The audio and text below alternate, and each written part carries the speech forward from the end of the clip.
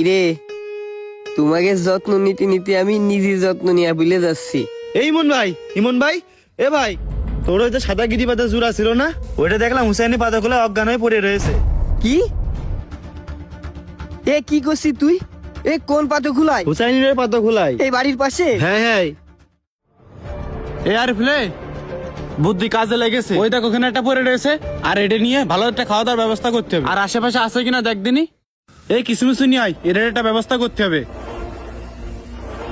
ওই যে হ্যাঁ ভাই, ওই ভুই দৌড় হয়ে আয়, তাড়াতাড়ি আয়। আমার সবচেয়ে শখের কবুতর ওইটে, কিছু হয়ে গেলে আমি বাস পান না। তাড়াতাড়ি আয় ভাই, আমার কাছে কাজই না বেলেট আছে, এই দিয়েই কাজ ছাড়েন।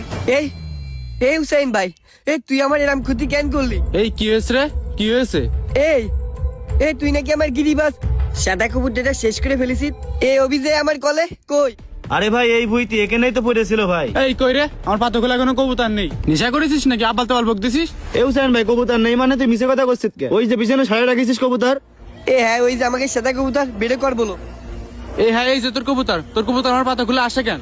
আটকা রাখতে পারিস না, পরের ভুইতে আসে। এই নে তোর কবুতর। বাড়ি যে একটা ব্যবস্থা নেই। এই ভুইতে কিন্তু পড়েছিল, আর বেশ কটা ভুইতে পড়ে রয়েছে। আমি ভুইতে ফোড়াটান দিছি বলো। বাড়ির হাঁস টুকরো সবকিছু সাবধানে রাখছেন কিন্তু, নাই শেষ হয়ে যাবেন বলে আমি প্রতিনিয়ত এখানে কীটনাশক দিচ্ছি। ভাই বুঝলাম না, এই বাড়ির পাশের বুই থেকে বুড়া টান দেয়, আর আমার এই শখের কবুতর আমি তোর জন্য শেষ করে দেবো। তাড়াতাড়ি বাড়ি নিয়ে যা, না এটিকে চটবেন না কবলে। তাড়াতাড়ি নিয়ে যা। ওই আরেকটা শেষ হয়ে গেছে। কিছু করে আমি খাতি পারবো, আমার শখের জিনিস না। শখের জিনিস জবাই করে বা বিক্রি করে খাওয়া যায়? তোর বাড়ির পাশে ভুই, তুই বাড়ির পাশে নেট দিয়ে না ঘিরে তুই ওইভাবে রাইকে দিছি, আর পুরা ডান যখন দিছি তুই এ জায়গায় বসে থাকবি না? এই বসে থাকতে যাবো, আমার খেয়েতে কাজ আছে। আরে আমি ইচ্ছা করে দিছি ফোড়াটান, আর বাড়ির পাশে যতই ভিড় তোকে হাঁস মুরগি কবুতর আসবে কেন আমাদের বইতে, আর আমার বইতে আমি যা খুশি তাই করবো। ভাই, আমার এই কবুতর কি তোর এনে এসে তোর আমরি অনেক ক্ষতি করে ফেলতিল যে তুই পুরা ডান দিছিস? ভাই ধরে আমার এই কবুতর না এসেও এই মাঠে তো অনেক পাখি মাকি আছে, ওরা তো পোকামাকড় খাওয়ার জন্য ভুইতি নামে, পানি খাওয়ার জন্য ভুইতি নামে, তাহলে ওদের কি ক্ষতি হবে না? ভাই তুই শুধু তোর ভালোটাই দেখলি, প্রতিবেশীর কথা ভাবলি নে? এই যে শয়তানি কাজটা তুই করলি, আল্লাহ তোর ক্ষমা করবে না ভাই। এই আল্লাহ ক্ষমা করে কি না করে সেটা আমি বুঝবো না, তোর বোঝা লাগবে না।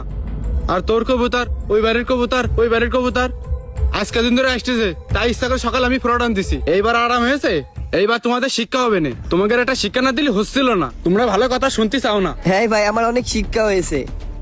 এই কবুতর জুড়ানো আমার অনেক শখের ছিল ভাই, আর আমার সবচেয়ে শিক্ষা হয়েছে কৃষি বেশি জানিস, যে নিজের প্রতিবেশীরাও এইভাবে ক্ষতি করতে পারে। এবার ওই যে কালো কবুতরটা না, ওইটা এই কবুতরটা জোড়া, এই দুটো আমার অনেক শখের কবুতর। আমি এই দুটো কয়দিন আগে কিনে নিয়েছি ভাই। তোর এইটাই করা উচিত হয়নি ভাই, আর শুধু আমার তা না ভাই, আগের দিনই শুনলাম তোর এই কার হাত শেষ হয়ে গেছে। ভাই মানুষের ক্ষতি করা উচিত না এভাবে, তাও আবার প্রতিবেশীদের। তুই তো ভালো করেই জানিস যে এই জায়গায় তোর প্রতিবেশীদের হাঁস মুরগি আসে, তাহলে তুই জানিস না এই কাজটা কেন করলি? ভাই কবুতরটা সামান্য হতে পারে, কিন্তু আমার কাছে অনেক শখের, আমার ইমোশন। আমি জানি তুই এগুলো বুঝবি না ভাই, এরম ক্ষতি আমার কেন করলি? এ ভাই, ওই অমানুষটা তোর ইমোশন বুঝবে না। তুই এটা নিয়ে চল, বাড়ি নিয়ে যাওয়ার একটা ব্যবস্থা নেই। আর যদি ওরা বুঝতো তাহলে এই ঘরের পাশে জমিতে এইভাবে মানুষের ক্ষতি করতে পারতো না। ভাই তোরা কাজটা ঠিক করলি নে, এর জবাব তোর কবরে যেয়ে দেওয়া লাগবে। এই তুই যা জিনি যা বিচার করার করবে না, আর বাড়ি যাওয়াটা মরে যাবেন বলো। আর ওটা নিয়ে যাবি? ভাই, এ নিয়ে কি করবে? চলেন বাগানে ফেলে দিই। না, নিয়ে যাক নিয়ে যে সকালের জিনিস শুয়ে থাকবে না, ওকে তো ঢঙের শেষ নেই। ভাই আমি জানি আমি তোকে কোনো বিচার করতে পারবো না, তোদের অনেক ক্ষমতা, অনেক ভাই তোরা, কিন্তু আমি আমার আল্লাহর কাছে বিচার দিয়ে রাখলাম। আমার যে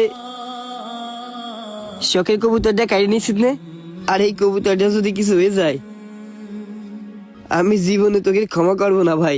যা, তোর ক্ষমা করা লাগবে না, যা যা। কত লোক তোর মতন এরম অভিশাপ দিলে কিছুই তো হলে না। এর ফেলে চাল দিনি, কবুতর মারলে আবার অভিশাপ লাগে?